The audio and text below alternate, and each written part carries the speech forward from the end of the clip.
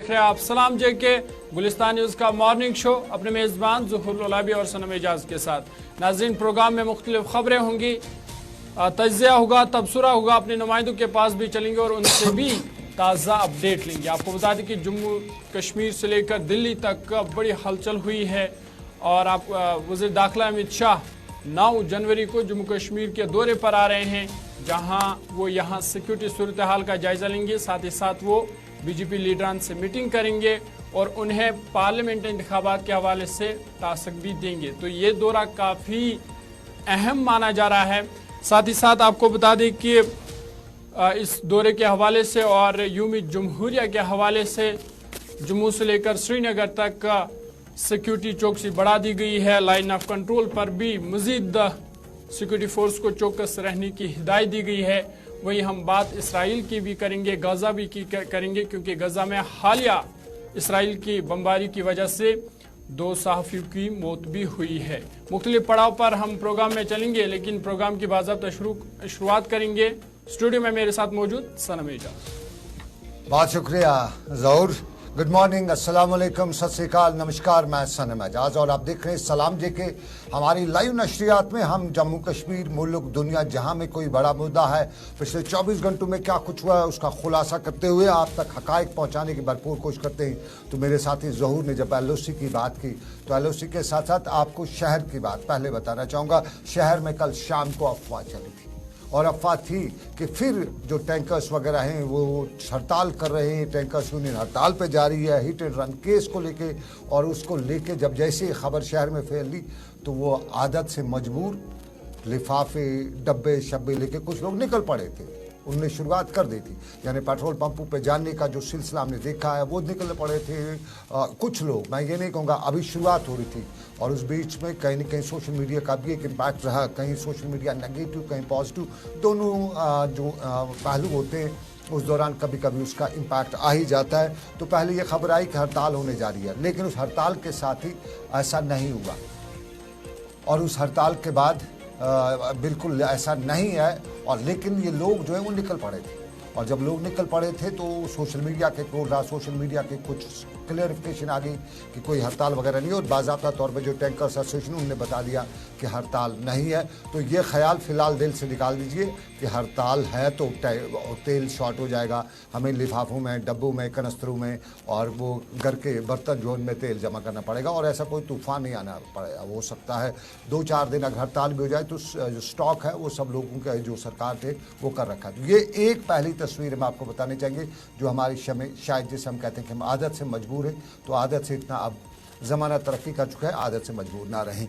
अब ज़रा दूसरा मेरे साथी ने बता दिया कि लाइन ऑफ कंट्रोल की सिचुएशन जो है थोड़ी टेंस है और होगी भी, क्योंकि जनवरी का महीना और लाइन ऑफ कंट्रोल से लेके अंदर तक इस दौरान जनवरी के दौरान जो है टेंस सिचुएशन रहती है, अलर्ट रहते हैं, लोगों से पूछताछ रहती है। और आज भी थी, कल शाम से ही जम्मू के सांबा के इलाके में लाइन ऑफ कंट्रोल के नज़दीक से जो सिचुएशन है उस पर सरकार की पूरी तरह से नज़र है। 26 जनवरी आ रहा है तो 26 जनवरी तक जम्मू कश्मीर से लेकर मुल्क तक ये सिक्योरिटी सिनेरियो है, इस पर ख़ास नज़र सरकार की रहती है। कश्मीर में भी इस दौरान जगह जगह नाके लगाए जाते हैं। यूजुअली कश्मीर एक ऐसी जगह है जहाँ पे नाके तो लगे ही रहते हैं, लेकिन उनको बढ़ाया जाता है। और जम्मू के सांबा बॉर्डर से लेके जो बाकी इंटरनेशनल लाइन ऑफ कंट्रोल है उस पर भी ये सिचुएशन है, थोड़ी सी टेंस रहती है, थोड़ा सा अलर्ट रहता है। तो लाइन ऑफ कंट्रोल हो या इंटरनेशनल बॉर्डर हो, इस पर मशकूक सरगर्मियाँ रोकने के लिए सभी तरह से इकदाम उठाए जा रहे हैं। और फौज है, CRPF है, BSF है, ये जितने भी इदारे हैं उन सबको अलर्ट पर रखा जा रहा है। ऋषि खजूरिया का लाइन ऑफ कंट्रोल किस इलाके में थे, ऋषि खजूरिया हमारे साथी सांबा से,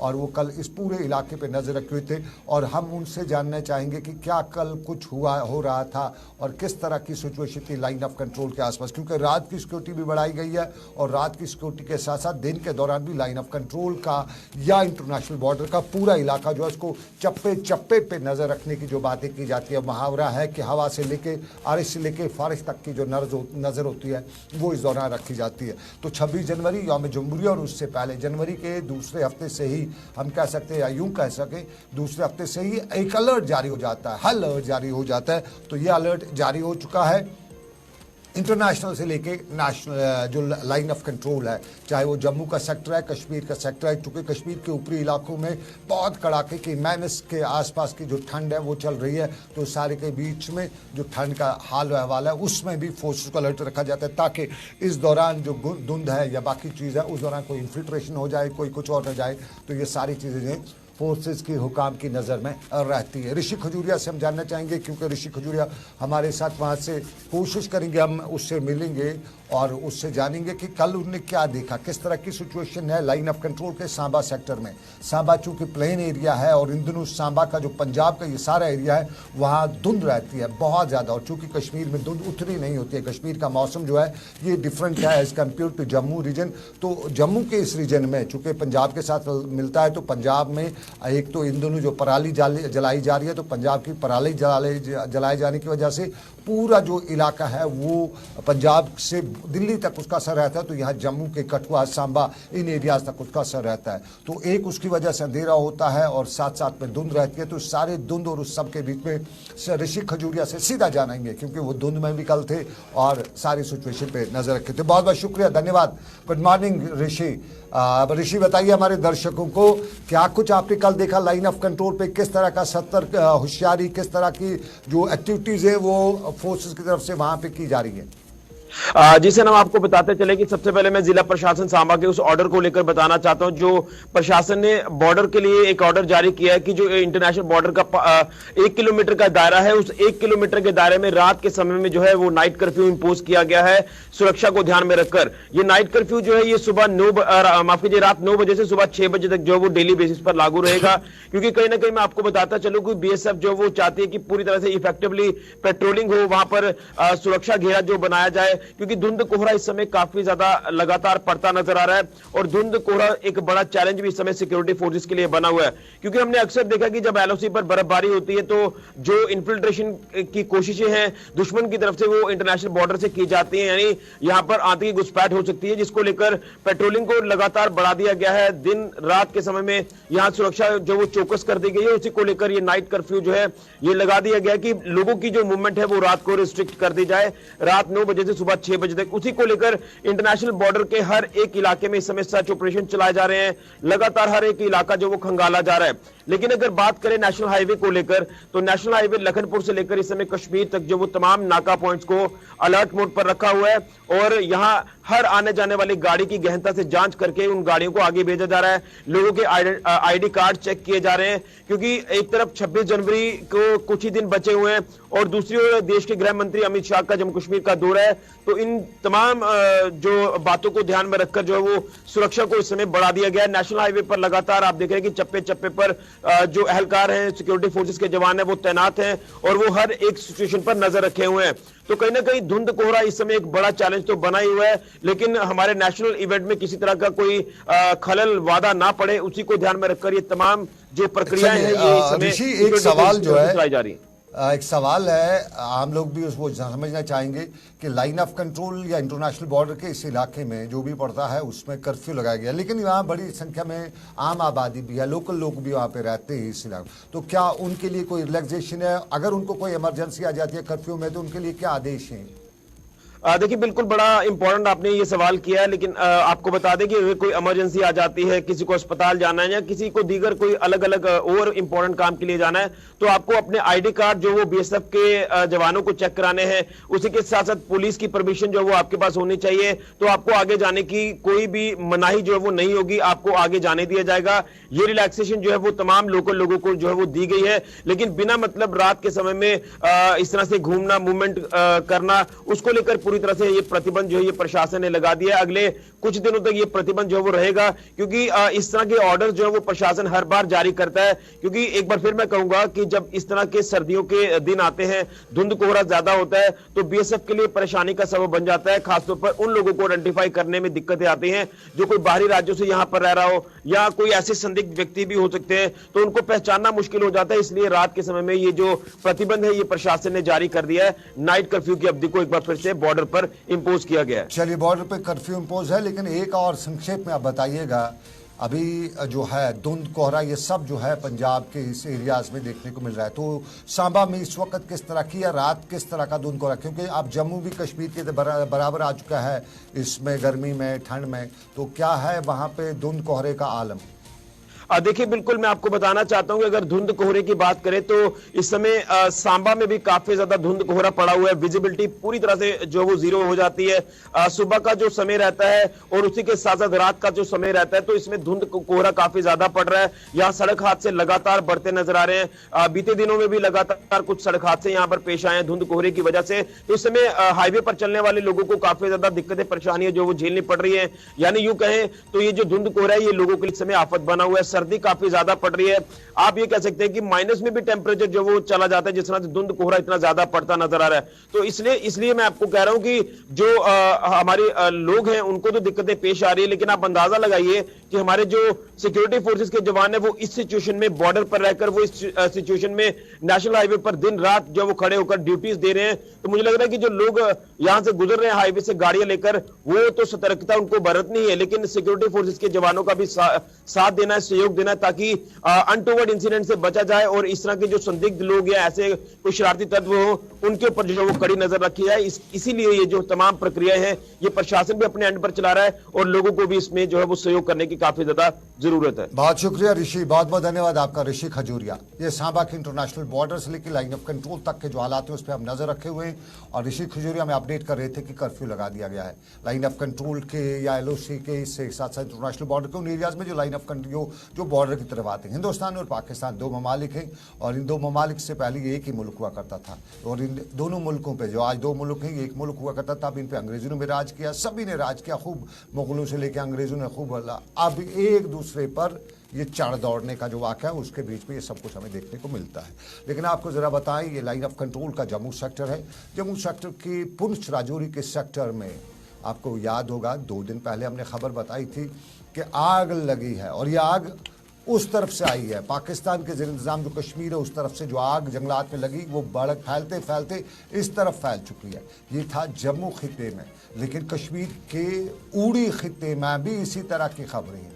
बारामूला के उड़ी इलाके में भयानक आग जंगलात में लगी है और साफ ज़ाहिर है ये आग जो है इससे खौफ होता है, डर होता है, क्योंकि आग जो है ये खाक पे बिठा देती है। एक तो हमारा सरसब्ज़ जो सोना है जिसे हम गोल्ड कहते हैं, ग्रीन गोल्ड यानी देवदार कायर, वो जो हमारे हैं वो सब उस पे उसको नुकसान होता है। उसके साथ साथ हमारे जो जंगली जानवर हैं, जो हयात है, ज़िंदगी है, उसको भी नुकसान होता है। और उड़ी के स्वांग गली, दर्दकूट, सलामाबाद, दुलांजा, कमलकोट, ये वो इलाके हैं जिनके आसपास, जिनके जंगलात में लाखों या सैकड़ों, लाखों ना कहें बल्कि सैकड़ों की तादाद में बताया जाता है कि पेड़ पौधे जल रहे हैं, आग लगी है। और इस आग को बुझाने का जो तरीका होता है वो आम लोग इसको पानी वगैरह इस पर बहुत कम काम करते हैं। इसको एक तरीका होता है आग बुझाने का, वो इन सर्कल किया जाता है, यानी जिधर तक आग लगी है वहाँ तक जलने दो, उसके बाहर आग को फैलने न दे।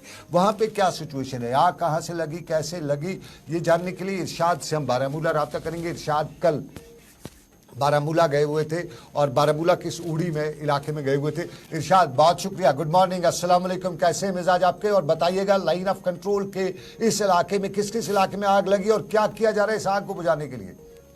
जी सनम, बहुत बहुत शुक्रिया। अगर हम सरहदी इलाके उड़ी की बात करें जहाँ पे 1-2 दिन पहले जो है इन जंगलात में जो है आग लगी, हालांकि इसके बाद जो है वहाँ पे मुख्तलिफ लोगों की तरफ से या फॉरेस्ट डिपार्टमेंट की तरफ से जो मशक्कत की जा रही है, इस वक्त तक जो है काफ़ी नुकसान हुआ। और देखा जाए वहाँ पे जो कंपार्टमेंट नंबर 44-45 में जो है आग लगी, हालांकि जो बाकी कंपार्टमेंट नंबर है वहाँ पे जो है माइनर जो है आग चल रही है, क्योंकि लगातार जो है ये इंसिडेंट जो है वो सामने आ रहे हैं हर साल। चाहे हम इस साल की बात करें, क्योंकि देखा जाए 1-2 दिन पहले जो है इस सेक्टर में जो है आग लगी, क्योंकि ये कमलकोट सेक्टर बताया जाता है और कमलकोट सेक्टर में जो इलाके पड़ते हैं, हालांकि ये बहुत सारे इलाके, चाहे सुमगली, दर्दकोट, सलामाबाद, दशना, जबड़ा, कमलकोट, इसके साथ साथ दीगर इलाकों जातों की बात करें, क्योंकि ये बताया जाता है जो घास है वहाँ पे, चाहे ग्रीन गोल्ड के हवाले से बात करें, दीदार हो या कायरी हो, वहाँ पे उन दरख्तों का जो है बहुत सारा नुकसान हुआ है। और वहाँ पे ये बताया जाता है। जो नुकसान हुआ है क्योंकि कल बहुत से लोग या महकमा जंगलात के लोग हमें बताते थे कि आप पुरानी तस्वीर दिखाते हैं, आज आपने बाज़ाब्ता तौर पे जीपीआरएस से वो तस्वीर ली है, टाइम भी आप दे रहे हैं कि कितने बजे पिक्चर ली है, कितने बजे वीडियो दी है और कौन सा गाँव है, कौन सा इलाका है। लेकिन एक चीज़ जानना चाहेंगे, ये आग लगने की वजह क्या है? क्योंकि परसों पुंछ राजौरी के इलाके में जो ऊपर कमल वो जो ऊपरी इलाका है वहाँ पर जो आग लगी वो पाकिस्तान के कश्मीर इंतज़ाम कश्मीर में जो आग लगी थी वो इस तरफ फैल गई थी, तो उसको बुझाने के लिए आर्मी ये जो बाकी लोग हैं वो उसको कोशिश करे थे। यहाँ उड़ी के कमल कोट या जितने गाँव आप बता रहे हैं वहाँ आग लगने की क्या वजह है? क्या ये पार से आई है या यहीं पे किसी ने आग लगाई है? क्योंकि कुछ लोग यहाँ पे भी आग लगाते हैं जंगलात को नुकसान पहुँचाने के लिए। देखिए सनम, अगर देखा जाए क्योंकि हमने बाज़ाब्ता तौर पर वाइल्ड लाइफ डिपार्टमेंट के साथ साथ चाहे फॉरेस्ट डिपार्टमेंट के जो वहाँ पे रेंज ऑफिसर है रशीदुद्दीन पंडित साहब, उनके साथ हमारी बात हुई तो उनका ये कहना कि ड्राई स्पेल चल रहा है और इसके चलते जो है आग लग सकती है। और इसके साथ साथ देखा जाए क्योंकि आजकल जो है घास चुराने के लिए जो वहाँ पे लोग जाते हैं, हालांकि वो भी एक कारण हो सकता है। और दूसरी बात यह है क्योंकि जंगल स्मगलिंग जो है वो पीक पे है, चाहे नॉर्थ कश्मीर के हवाले से बात करें या साउथ कश्मीर, और वो भी कारण हो सकता है क्योंकि वहाँ पे कुछ लोग जाते हैं, वहाँ पे लकड़ी चाहे दीगर जो घास जलाते हैं वो भी दूसरा कारण हो सकता है। और देखा जाए अभी तक जो है ये पता नहीं चला, फिलहाल जो है यहाँ पे फॉरेस्ट डिपार्टमेंट का अमला जो है वो लगातार जो है इस ऑपरेशन में लगे हुए हैं, क्योंकि रात को जो है हाल्ट पे रखा जाता है क्योंकि एक तो सर्दी होती है और दूसरा जो है जंगली जानवरों का खतरा होता है। और अभी थोड़ी देर पहले मैंने फिर से जो है वहाँ पे कांटेक्ट करने की कोशिश की और वहाँ पे ऑफिसरों का ये कहना है, जो वहाँ पे रेंज ऑफिसर उडी है, उनका ये कहना है कि हम इस वक्त जो है जा रहे हैं वहाँ पे उस इलाके में, क्योंकि ये लाइन ऑफ कंट्रोल के नजदीकी इलाके। क्या अभी तक आग पर काबू पा लिया गया है और इंतजामिया की जानिब से क्या कुछ इकदाम उठाए जा रहे हैं महकमा वाइल्ड लाइफ की जानिब से, और कब तक इस आग को काबू किया जा सकता है?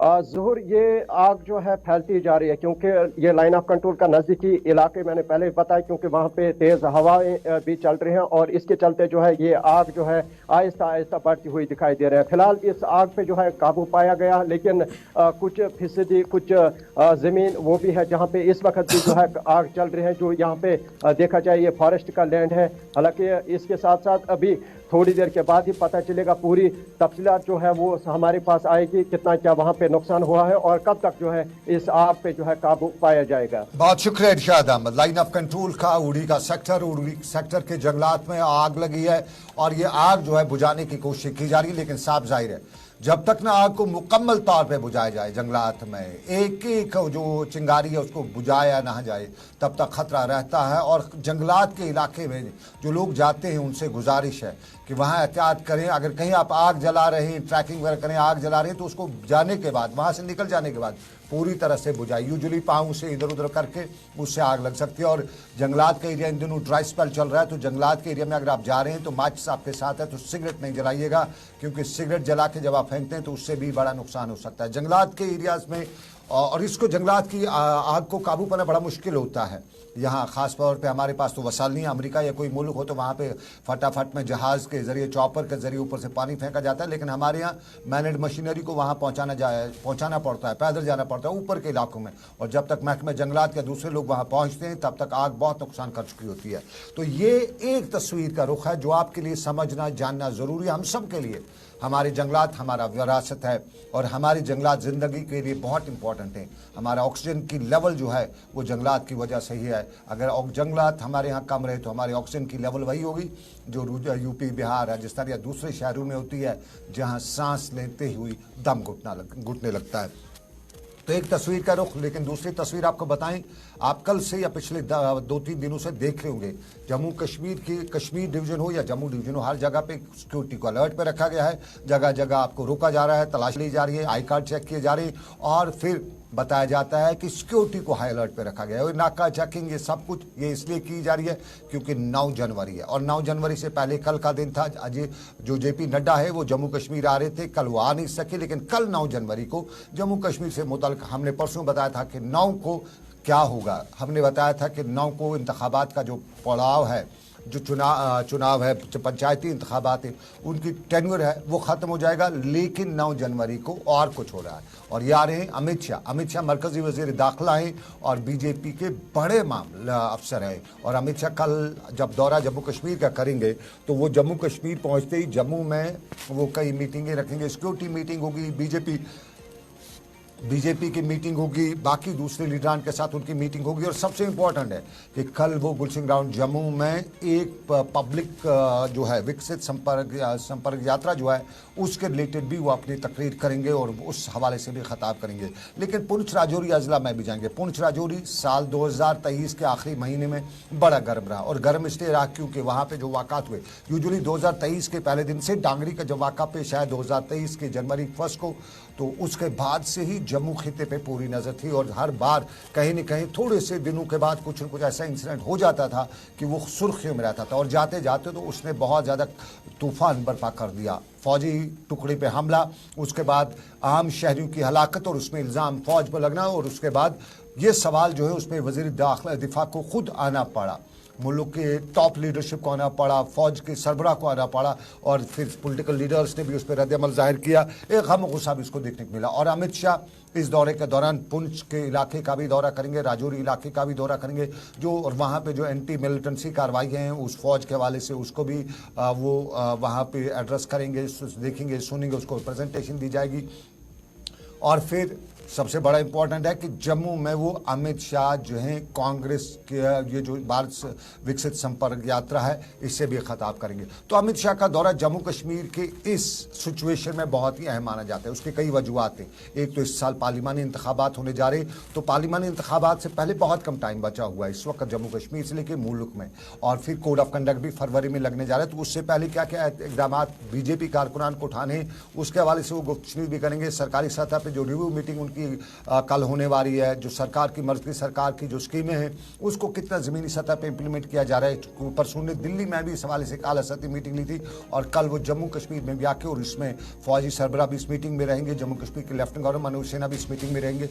एक तरह से कल की जो उनका दौरा जम्मू कश्मीर है वो दो तरफ से काफ़ी अहम माना जाता है। एक तो ये कि जम्मू कश्मीर के सिक्योरिटी सिनेरियो पे उनकी नज़र रहेगी, फौज फोर्सेस और दिफाई हालात, चूँकि बॉर्डर का इलाका है पुंछ राजौरी का, तो वहाँ जाएंगे तो वहाँ बॉर्डर सिचुएशन भी असेस करेंगे, और जो सरकार की फ़ौज की तैयारियों उस पर बात होगी। लेकिन इंटरनल डायमेंशन पर अगर देखा जाए तो चुनावों से पहले बीजेपी जो कोशिश कर रही है, या अब की बार ये कहती है कि वो जम्मू कश्मीर की 6 की 6 लद्दाख इंक्लूडिंग लद्दाख लेके जम्मू कश्मीर 6 पार्लिमानी नशस्तें, 2 जम्मू में, 3 कश्मीर में, 1 कश्मीर की आबादी आधी हो चुकी है और 1 लद्दाख में। तो इन 6 की 6 सीटों पे बीजेपी चाहती है कि वो कब्जा कर पाए। तो उसके लिए काफ़ी हरबे जो होते हैं, पॉलिटिकल हरबे जिसे हम पॉलिटिकल इंजीनियरिंग भी कहते हैं, वो आजमाए जा रहे हैं, कोशिशें की जा रही हैं, कुछ ग्रुप्स भी बनाए जा रहे हैं, कुछ जोड़ तोड़ की जा रही है। और ये भी माना जा रहा है कि एक नया अलायंस जो है वो भी बनने जा रहा है। हमारे पास बड़े वसूख ज़राए से खबर मिली है कि एक अलायंस भी बनने जा रहा है। ये जो जम्मू कश्मीर की पॉलिटिकल पार्टी उनके मध्य मुकाबले का अलायंस बनाया जा रहा है,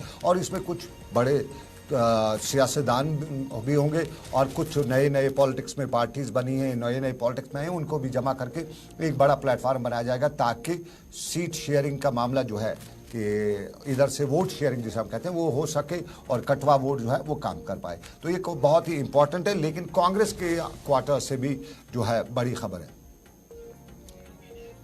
बिल्कुल मेरे साथी है इस वक्त कांग्रेस की बात अगर हम करें तो चलते चलते हम थोड़ा सा फटाफट में बताते चले। कांग्रेस है, कांग्रेस के बड़े लीडर आज जम्मू कश्मीर के दौरे पे थे, और उस दौरे के हवाले से अगर देखा जाए तो भारत सोलंकी जो हैं उन्होंने भी सीट शेयरिंग की बात की है, उन्होंने भी कहा सीट जीतने की बात की है, उनके अलायंस की बात हो रही है। लेकिन इंपॉर्टेंटली है कि जम्मू कश्मीर में कांग्रेस जो है उसकी क्या पोजीशन है। जम्मू में कांग्रेस की पोजीशन है, माना जा रहा है बीजेपी के मुकाबले में जम्मू में कांग्रेस है। कश्मीर में कांग्रेस की उतनी ज़्यादा स्ट्रांग पोजीशन नहीं है, कुछ है ग्राउंड पे उनका एज कम्पेयर टू बीजेपी माना जाता है कि अच्छा वोट बैंक है एज कम्पेयर टू बीजेपी पे, मैं वो ऐसा नहीं कह रहा हूँ, लेकिन ओवरऑल नहीं है। तो कश्मीर से लेकर जम्मू तक क्या कांग्रेस कोई अलायंस करेगी, कोई ऐसा कुछ होगा?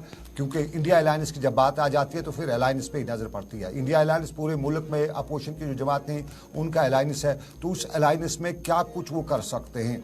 फिलहाल खबरें ये भी आ रही है कि बाज़ाब्ता तौर पे कांग्रेस जो है ग्राउंड सतह पे अपने जो कारकुनान हैं उनको एक्टिवेट कर रही है, उनको बहुत ज़्यादा मजबूत करने की कोशिश कर रही है। तो उसी हवाले से कांग्रेस ने जम्मू कश्मीर में भी अपने जो कोऑर्डिनेटर्स वो तैनात किए हैं। मोंगा जो है JN मोंगा, उसको जो साउथ कश्मीर नॉर्थ कश्मीर की सीट है उसके लिए उसको तैयार किया जा रहा है, उनको कोऑर्डिनेटर तैनात किया गया है। और फिर चूंकि पिछला जो चुनाव था जम्मू कश्मीर का, जो पार्लिमानी चुनाव हुआ था, उसमें जम्मू कश्मीर से जो सीटें हैं कांग्रेस को कोई नहीं मिली थी, जम्मू से बीजेपी को मिली थी 2 सीटें जम्मू की बीजेपी को, कश्मीर से 3 सीटें जो है वो नेशनल कॉन्फ्रेंस को मिली थी और लद्दाख से बीजेपी को मिली थी। और कश्मीर में तब जो PDP है, जब महबूबा मुफ्ती खुद नॉर्थ कश्मीर की जो आज की सीट है उससे वो इलेक्शन लड़ रही थी, तो वहाँ पे उसकी तीसरी पोजीशन रही थी, वहाँ पे दूसरे नंबर पे कांग्रेस रहा था। वो एक बड़ा, वो कह सकते हैं कि बड़ा टर्निंग पॉइंट था जम्मू कश्मीर की पॉलिटिक्स में। और अब जो है गुलाम नबी मोंगा जो है उनको बारामूला की सीट यानी बारामूला की पार्लिमानी नशस्त जो है कुपवाड़ा से लेकर बडगाम तक उनका कोऑर्डिनेटर तैनात किया गया है। अब्दुलरशीद डार जो है उन्हें श्रीनगर के लिए कोऑर्डिनेटर तैनात किया गया है। और फिर योगेश सानी है, उन्हें अनंतनाग राजौरी सीट जो है, जो पहले सिर्फ अनंतनाग हुआ करती थी, अब उसका नाम अनंतनाग राजौरी सीट है, उसके लिए कोऑर्डिनेटर तैनात किया गया है। रविंदर शर्मा जो है ये कांग्रेस के बड़े लीडर हैं, उन्हें उधमपुर के लिए तैनात किया। और नरेश गुप्ता जो है वो जम्मू के लिए जो है वो कोऑर्डिनेटर तैयार बनाए गए, ताकि जो चुनाव हैं चुनाव के हवाले से जम्मू कश्मीर में एक बड़ा सेट जो ट्रेंड है वो ट्रेंड जो है वो चेंज की जा सके, वो बनाई जा सके। लेकिन जब हम इलेक्शंस की बात करते हैं तो इलेक्शंस में जिस तरह मैंने पहले ही बताया कि पिछले पार्लिमानी इलेक्शन जो हैं उस हवाले से कोई बड़ा ब्रेक थ्रू जो है वो दूसरी जमातें, जो अपोजिशन जमातें, वो नहीं कर सकी थी। लेकिन एक खबर और भी है, और वो है कि इलेक्शंस के हवाले से जम्मू कश्मीर में जो कोड ऑफ कंडक्ट जो फरवरी में लगना जा रहा है उससे पहले ही बहुत से एक बड़ा रिशफल भी होने जा रहा है। आपको याद होगा 2 दिन ही इस महीने के अवाइल में यानी पहले हफ्ते में एक बड़ा रिशफल हुआ था, एडमिनिस्ट्रेटिव रिशफल, DCs कमिश्नर्स को तब्दील किया गया। और अब जो है अब एक और पुलिस रिशफल होने जा रहा है, क्योंकि बाज़ाब्ता तौर पे चुनाव में एक कोड ऑफ कंडक्ट होता है और उस कोड ऑफ कंडक्ट में कोई भी पुलिस का अहदेदार जो है, अफसर जो है, वो अपनी लोकल जो है पोजीशन का लोकल जो उसका एरिया उसमें उसकी पोस्टिंग नहीं रह सकती, वो ड्यूटी नहीं रह सकता है। तो यूँ इस वक्त कई SSPs DIGs जो है उनको तब्दील करने का सरकार ने बाज़ाब्ता तौर पर एक प्रपोजल बना दिया है और वो प्रपोजल टॉप प्रोसेस को भेजा गया है। और हम अगले 2-4 दिनों में देख सकते हैं कि उनका क्या किस तरह से किसकी पोस्टिंग होती है। ऑलरेडी यहाँ पे जो है जम्मू कश्मीर में 28 रैंक के जो लोकल DIGs रैंक के ऑफिसर्स हैं उनमें से 9 जो हैं उन्हें जो है वो UT में पोस्टेड हैं, बाकी दूसरे आउट ऑफ स्टेट हैं।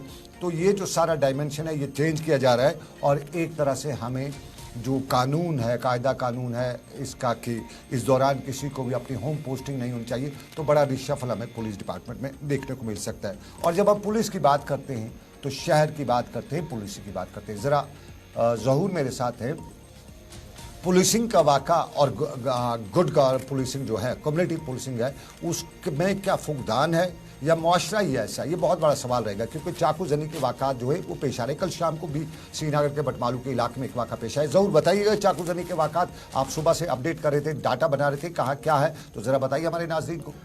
बिल्कुल सनम, जिस तरह से हमने देखा कि पिछले महीने भी या जो साल 2023 उसमें कई चाकूजनी के मामले पेश आए, लेकिन उसके बाद ये मामला ज़रा थम सा गया था। लेकिन कल ही हमने देखा कि कल भी श्रीनगर में नया एक चाकूजनी का वाक़ा पेश आया, जिसके नतीजे में एक शख्स जो है वो ज़ख्मी हुआ और मुलजिम को इस हवाले से गिरफ्तार किया गया। आपको बता दें कि श्रीनगर के बटमालू इलाके में तेज़ हथियार से हमला करने के बाद एक शख्स उसमें जख्मी हुआ और बताया जा रहा है कि जावेद रियाज पर मुगल दरबार के करीब तेजदार हथियार से हमला करने वाले मुलजिम को पुलिस ने फिर गिरफ्तार किया है। सनम, जब हम साल 2023 की बात करते हैं तो मैं अपने नाज़रीन को बता दूं कि गुज़िश्ता 10 माह के दौरान इस तरह के करीब 19 वाक़ात पेश आए हैं। और सूरत-ए-हाल के पेश नज़र श्रीनगर में जिला मजिस्ट्रेट ने तेजदार वाले हथियारों के साथ चलने वाले और उनके खरीदने पर पाबंदी भी आयद की थी।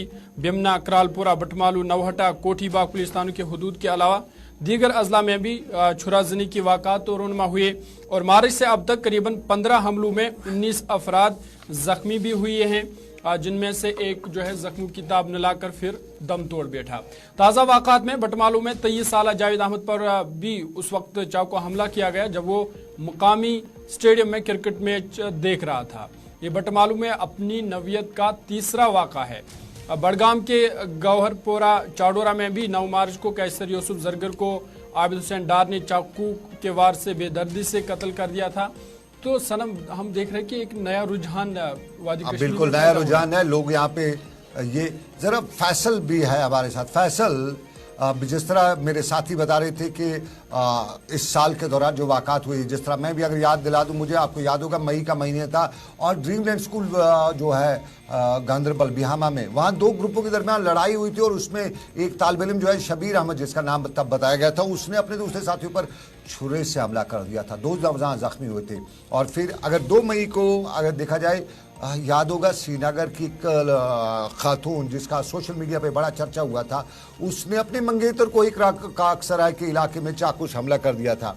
तो ये जो वाक़ा थे, आखिर ये सोसाइटी के अंदर हमारे यहाँ ये चीज़ें हुआ नहीं करती थी। मैं एक चीज़ मुझे बचपन में याद है, अगर ज़ोर की बारिश हुआ करती थी तो हमारी माँ, हमारे वालिदैन जो हैं वो हमारे बताते थे कि बारिश ज़ोर की हुई, कहीं कोई मर्डर हुआ है। अब तो रोज़ ये इंसानियत के कत्ल भी होते हैं और इंसानों के कत्ल भी होते हैं। ये सिचुएशन किस तरफ जा रही है, ट्रेंड क्या बन चुका है कश्मीर में, इसके लिए सरकार ने बाज़ाब्ता तौर पर छुरी चाकू खरीदने पर या अपने साथ रखने पर बैन भी कर रखा था। फिर भी ये छुरियाँ कहाँ से आ रही हैं, कहाँ से चाकू चल रहे हैं?